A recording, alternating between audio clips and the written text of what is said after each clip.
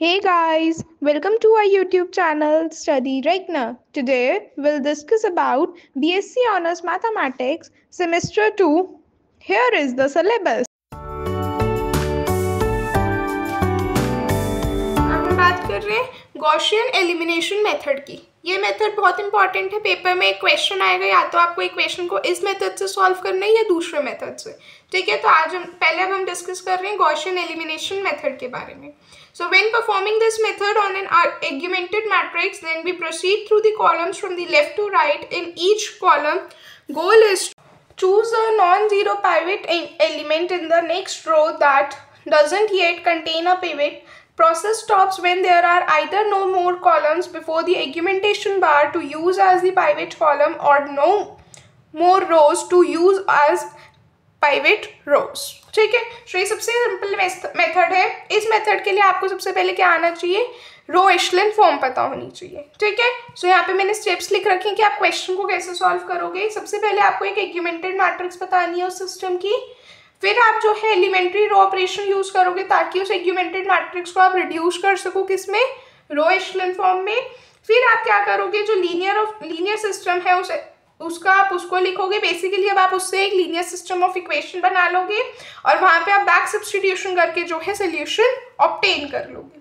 यहाँ पे मैंने एक एग्जांपल कर रखा है, आप देखेंगे। ठीक है, चलिए अब हम एग्जाम्पल देख लेते हैं। एग्जाम्पल में कह रहे हैं solve using the Gaussian elimination method. हमारे पास 3 इक्वेशंस गिवन है, इसको गॉसियन एलिमिनेशन मेथड से करना है। तो हमने जब अभी स्टेप्स पढ़े कि हम इक्वेशन को कैसे सॉल्व कर सकते हैं यहाँ पे, तो हमने सबसे पहले स्टेप में देखा कि हमें सबसे पहले एग्यूमेंटेड मैट्रिक्स की फॉर्म में लिखना है। तो जो भी हमारे पास इक्वेशन गिवन है उसको यहाँ पे हम लिख लेते हैं एग्यूमेंटेड मैट्रिक्स की फॉर्म में। ठीक, तो मैं डायरेक्टली लिख रही हूँ, मैं अलग अलग कोई मैट्रिक्स ही बना रही ए या बी, मैं डायरेक्टली इसमें लिख रही हूँ। वैसे मैंने अपने लेक्चर में आपको बता रखा है कि आर्गुमेंटेड मैट्रिक्स कैसे बनाते हैं। सबसे पहले एक मैट्रिक्स ए बनाएंगे जिसमें हम कोफिशिएंट्स डालेंगे एक्स वाई जेड के, और बी मैट्रिक्स बनेगी जहाँ पे हमारे पास सारी कॉन्स्टेंट्स आएंगे। तो अब हमारे पास आर्गुमेंटेड मैट्रिक्स क्या आ जाएगी इस इक्वेशन से, 1 2 3 1 3 5 2 5 9। ठीक, और बी मैट्रिक्स में कितना आ जाएगा, 1 2 3, और इस तरह से हम इसको लिख देंगे तो ये एग्यूमेंटेड मैट्रिक्स बन गई। अब हमारा काम क्या है, इसको जो है रो एशेलन फॉर्म में जाना। तो हमने यहाँ पे मेंशन कर रखा है सेकेंड स्टेप में कि अब हमें इस एग्यूमेंटेड मैट्रिक्स को रिड्यूस करना है रो एशेलन फॉर्म में। तो अब आपको लिखना है इसको रो एशेलन फॉर्म में। ठीक है, तो चलिए अब हम इसको रो एशेलन फॉर्म में बना लेते हैं। तो आप देखो पाइवेट एंट्री आपके पास एक है यहाँ पे, अब आपको इन दोनों एंट्रीज को 0 करना है। तो हम इस पे ऑपरेशन लगाएंगे, से R2 पे हम ऑपरेशन लगाएंगे R2 माइनस R1, और R3 पे ऑपरेशन लगाएंगे R3 माइनस 2R1। तो हमारे पास क्या हो जाएगा, R1 में नो चेंज, तो ये R इज। अब R2 पे ऑपरेशन के R2 माइनस R1, तो 1 माइनस 1 0, 3 माइनस 2 1, 5 माइनस 3 2, और 2 माइनस 1 1। ठीक है, ये पूरे इस पे जो आपका बी वाला है ना उस पे भी आप सेम पार्ट करोगे जैसे आप क्योंकि वो है तो पूरी रो ही एक, तो उस पे आप सेम ऑपरेशन लगाओगे जो यहाँ पे आप लगा रहे हो। ठीक है, अब थर्ड पे आ जाओ। थर्ड रो में क्या है, 2 माइनस 2R1, तो यानी कि 2 minus 2 0, 5 minus 3 2 2 4, 5 minus 4 1, 9 minus 2 into 3 6, तो 9 माइनस 6 3, अब 3 माइनस 2 टाइम्स R1, तो 3 माइनस 2 1, ये 1 बन गया, ये 0। अब ये भी 1 बन गया, लेकिन हमें क्या चाहिए, नीचे वाला एलिमेंट 0। तो अब हम क्या करेंगे, R3 पे ऑपरेशन लगाएंगे कि R3 minus R2 in order कि ये वाला एलिमेंट 0 बन जाए।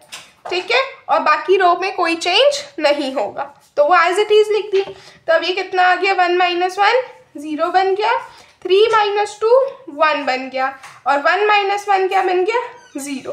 कोइंसिडेंटली जब आपने ये ऑपरेशन लगाया तो ये वाला पार्ट भी 1 बन गया, तो हमें अलग से ऑपरेशन लगाने की ज़रूरत ही नहीं।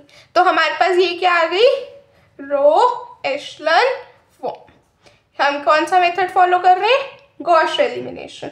तो गॉस एलिमिनेशन में जो है हमें क्या बनाना होता है, इसको रो एशेलन फॉर्म में। ठीक है, अब हम क्या करेंगे, अब हमारे पास जो थर्ड स्टेप है वो क्या कहते हैं, write the linear system corresponding to row echelon matrix and use the back substitution to obtain the solution. तो अब यहाँ से आप अपनी सिस्टम ऑफ इक्वेशंस बना लो, कितनी आ जाएगी, x plus 2y plus 3z is equals to 1, y plus 2z is equals to 1 और z इज इक्वल्स टू 0। ये तीन इक्वेशंस बन गई। तो हमें बेसिकली x y z की वैल्यू चाहिए, तो z की वैल्यू 0 आ गई, ये हमें पता चल गई। अब इस 0 को यहाँ डाल दो, तो यहाँ से y की वैल्यू आ जाएगी 1। अब z और y की वैल्यू इसमें डाल दो इस इक्वेशन में, तो कितनी आ जाएगी, x की वैल्यू -1। ठीक, तो हमें बेसिकली एक्स वाई जेड की वैल्यूज चाहिए थी, तो वो आ गई। ऑलराइट, तो ये हमारे पास जो है गॉश एलिमिनेशन मेथड है। ठीक है, यहाँ पे मैंने इसका सोल्यूशन कर रखा है, आप देख सकते हैं। यहाँ पे मैंने इक्वेशंस बना दी और ये रहा इनका सोल्यूशन। ठीक है, तो ये एक्स वाई जेड की वैल्यूज आ गई। ठीक है, अब मैं चाहती हूँ कि आप वीडियो को पॉज करके ये सेकेंड वाला पार्ट खुद से ट्राई करें। सो आई होप आपने ट्राई किया होगा। आइए डिस्कस कर लेते हैं इस वाले पार्ट में क्या है। अब देखो यहाँ पे आपके पास ना वेरिएबल्स एक्स वाई जेड ना होके x1 x2 x3 x4। तो अब आपको एक बात ध्यान रखनी है, जब आप लास्ट में अपने पास इक्वेशंस बनाओगे ना, तो उसके अंदर जो वेरिएबल्स यूज करोगे वो ये वाले करोगे, x1 x2 x3 x4। ठीक है, जो वेरिएबल्स क्वेश्चन में गिवन है आप वही यूज करोगे। इन केस यहाँ पे ABC गिवन होता तो आप अपने जब इक्वेशंस आप अपने आंसर में बनाते तो वो भी ABC में जाती। ठीक है, तो सबसे पहला स्टेप क्या करेंगे, एग्यूमेंटेड मैट्रिक्स। ये सबको बनानी आ गई होगी, सबने यहाँ तक कर लिया होगा। ठीक है, सो हमारे पास एग्यूमेंटेड मैट्रिक्स कैसे आती है मैं एक बार फिर से बता देती हूँ।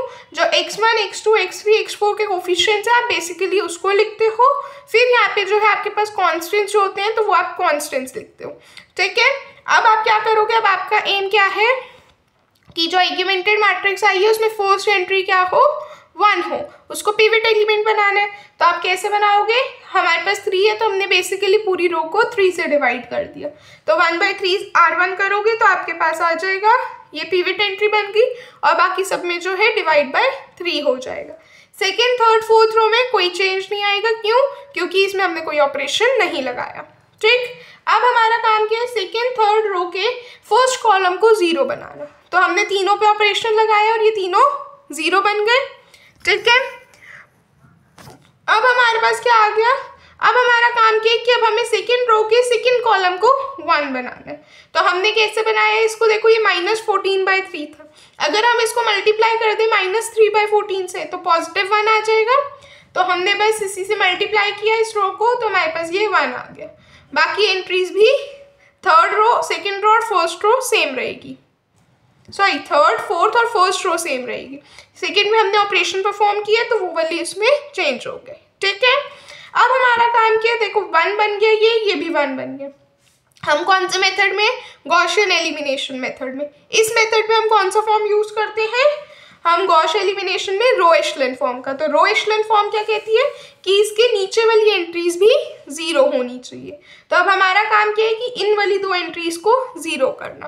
तो हमने ऑपरेशन लगाया रो 3 और रो 4 पे, तो ये एंट्रीज भी 0 बन गई। अब आप देखो आपने कुछ इस तरह से आपका ऑपरेशन लगा कि बाई चांस आपके पास जो थर्ड रो का थर्ड कॉलम है ना ये भी 0 बन गया, तो अब आप इसको 1 नहीं बनाओगे, अब इसको छोड़ दोगे। अब हमारे पास देखो अगर आप यहाँ पे आपके पास जो है अगेन थर्ड रो में ही फोर्थ कॉलम जो है वो भी 0 आ गया, आप इसको भी 1 नहीं बनाओगे। यहाँ पे अब आपको रो चेंज करनी पड़ेगी, क्यों, क्योंकि इसके नीचे वाली जो रो है फोर्थ रो है वहाँ पे आपके पास एक नॉन जीरो एलिमेंट है, तो उसको ऊपर लाके उसको 1 बनाओगे। जैसे हम देखो यहाँ पे रो 3 को रो 4 के साथ चेंज किया, तो जो नीचे वाली रो है वो पूरी 0 0 हो गई और ऊपर वाली रो कितनी आ गई, -13/2 इसका एक एलिमेंट बन गया। अब हम इसको 1 बनाएंगे। 1 कैसे बनाएंगे, -2/13 से मल्टीप्लाई करके। तो अब अगर आप देखो तो ये फोर्थ रो पूरी 0 हो गई। अब हमारे पास ये अगर आप ध्यान दो तो ये रो एशेलन फॉर्म बन गई, ये 1 इसके नीचे वाली एंट्री 0, ये 1 इसके नीचे वाली एंट्री 0, इसमें हम कर नहीं सकते। अब ये 1 इसके नीचे वाली एंट्री 0 हो गई। ठीक है, सो अब हमारे पास इक्वेशंस क्या बन जाएगी, यहाँ से मैं आपको इक्वेशंस बना देते हैं। ये आ जाएगी x1 + x2/3 + 7x3/3 + 2x4/3 = 13/3 और ये आ जाएगा x2 minus 2x3 plus x4/2 is equals to 4। और 1 किसके इक्वल आ गए यहाँ पे, सॉरी 1 नहीं है, ये x4 है। x4 किसके इक्वल आ गया, -2 के। ठीक है, अब आपके पास ये वाली इक्वेशंस आ गई। अब अगर आप देखो यहाँ पे ध्यान से, तो आपको x4 की तो वैल्यू मिल गई -2, जिसमें कोई दिक्कत नहीं। लेकिन अब आप x3 की वैल्यू कहाँ से लाओगे, क्योंकि सारा काम किस पे टिका हुआ है, x3 पे। आपको x4 की वैल्यू पता है, आप सब्स्टिट्यूट कर सकते हो, लेकिन x3 की वैल्यू जब तक नहीं पता होगी तो आप x2 नहीं निकाल सकते। अगर x2 नहीं पता चलेगा तो आप x1 नहीं निकाल सकते। तो देखो यहाँ पे आप किस तरह से मेंशन करोगे। तो अब आपने क्या किया है, यहाँ पे देखो, वैसे हमने इक्वेशंस मेंशन कर दी। अब हम यहाँ पे लिखोगे जो थर्ड इक्वेशन है वो क्या देती है हमें, वैल्यू -2। लेकिन जो कॉलम 3 है आपके मैट्रिक्स का वो क्या है, नॉन पिवट कॉलम, क्योंकि उसके अंदर कहीं पे भी एंट्री 1 नहीं है। तो जो x3 है वो क्या हो गया, एक इंडिपेंडेंट वेरिएबल। ठीक है, अब x3 इंडिपेंडेंट वेरिएबल बन गया। हम क्या कह सकते हैं कि हम x3 की कोई भी हम रियल वैल्यू रखेंगे तो वो एक्सेप्टेड होगी। तो हम मान लेंगे x3 की वैल्यू को c। ठीक है, तो हमने x3 की वैल्यू को c मान लिया। अब आप इस c की वैल्यू को कहाँ डालोगे, इस इक्वेशन 2 में। यहाँ पे अब आपको x4 की वैल्यू पता है, x3 की पता है, आप सब्स्टिट्यूट करोगे, x2 की वैल्यू आ जाएगी 5 + 2c।